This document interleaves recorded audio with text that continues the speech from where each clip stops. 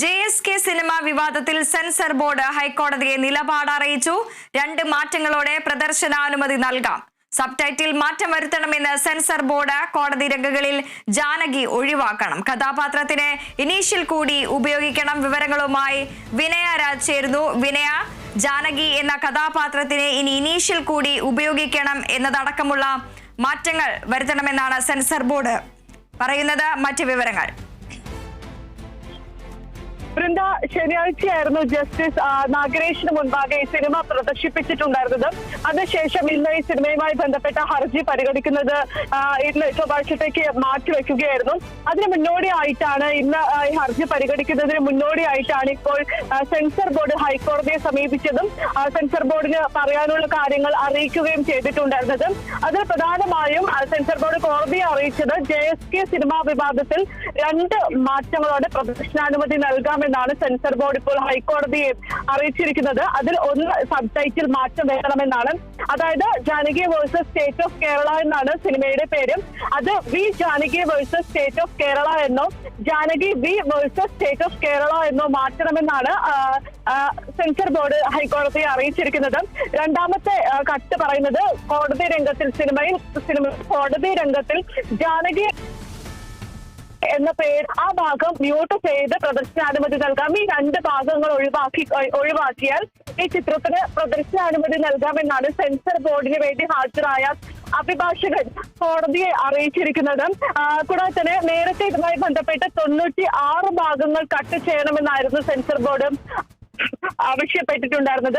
അതിന് പിന്നാലെയാണ് ഇപ്പോൾ 2 ഭാഗങ്ങൾ മാത്രം മാറ്റിയാൽ സെൻസർ ബോർഡിന് ഈ സിനിമ പ്രദർശനാനുമതി നൽകാമെന്ന് സെൻസർ ബോർഡ് ഹൈക്കോടതിയെ അറിയിച്ചിരിക്കുന്നത്.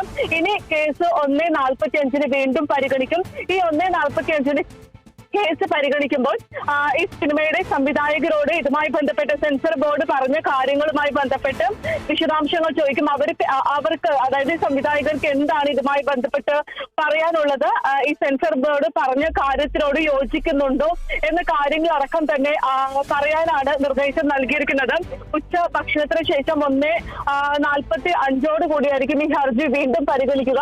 അപ്പോഴായിരിക്കും ഇതുമായി ബന്ധപ്പെട്ട് സംവിധായകരുടെ ഭാഗമാണെങ്കിലും കോടതിയുടെ ഭാഗമാണെങ്കിലും കേൾക്കുക എന്നാണ് മനസ്സിലാക്കുന്നത്. കഴിഞ്ഞ ദിവസം ഇതുമായി ബന്ധപ്പെട്ട് ഹൈക്കോടതി വിഷയം പരിഗണിച്ചപ്പോഴടക്കം തന്നെ സെൻസർ ബോർഡിനോട് നിരവധി ചോദ്യങ്ങൾ ചോദിക്കുന്ന ഒരു സാഹചര്യം അടക്കമുണ്ടായിരുന്നു. കലാകാരന്റെ ആവിഷ്കാര സ്വാതന്ത്ര്യത്തിൽ ഇടപെടുകയാണെന്നും ജാനകി എന്ന പേര് ആരുടെ വികാരത്തെയാണ് വ്രണപ്പെടുത്തുന്നത് എന്നടക്കമുള്ള ചോദ്യങ്ങൾ ഹൈക്കോടതി ഉന്നയിക്കുന്ന ഒരു സാഹചര്യം അടക്കമുണ്ടായിരുന്നു.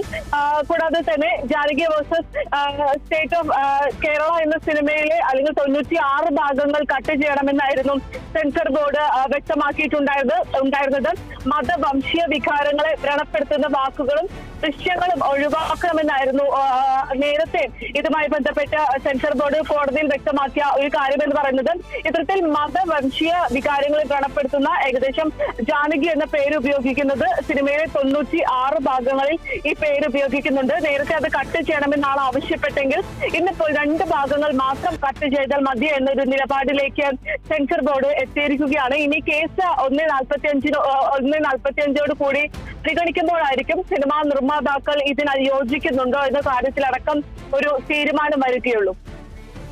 സെൻസർ ബോർഡ് അയഞ്ഞു എന്ന് വേണമെങ്കിൽ പറയാം. 99 ഭാഗങ്ങളിലെ ഈ പേര് വെട്ടിമാറ്റണമെന്നുള്ള ആവശ്യത്തിലാണ് ഒരു മയപ്പെടൽ ഉണ്ടായിരിക്കുന്നത്. JSK സിനിമാ വിവാദത്തിൽ സെൻസർ ബോർഡ് ഹൈക്കോടതിയെ നിലപാട് അറിയിച്ചു. 2 മാറ്റങ്ങളോടെ പ്രദർശനാനുമതി നൽകാം. സബ്ടൈറ്റിൽ മാറ്റം വരുത്തണമെന്ന് സെൻസർ ബോർഡ്. കോടതി രംഗങ്ങളിൽ ജാനകി എന്ന പേര് ഒഴിവാക്കണം, മ്യൂട്ട് ചെയ്യണം. കഥാപാത്രത്തിന് ഇനീഷ്യൽ കൂടി ഉപയോഗിക്കണം എന്നതടക്കമുള്ള കാര്യങ്ങളാണ് സെൻസർ ബോർഡ് പറയുന്നത്. ഇനി ഉച്ചയ്ക്ക് കോടതി പരിഗണിക്കുമ്പോൾ കൂടുതൽ നിർണായകമായ രംഗങ്ങളിലേക്കാണ് കടക്കുന്നത്. വാർത്തയിൽ വിശദാംശങ്ങൾ നൽകുകയായിരുന്നു വിനയ രാജ്.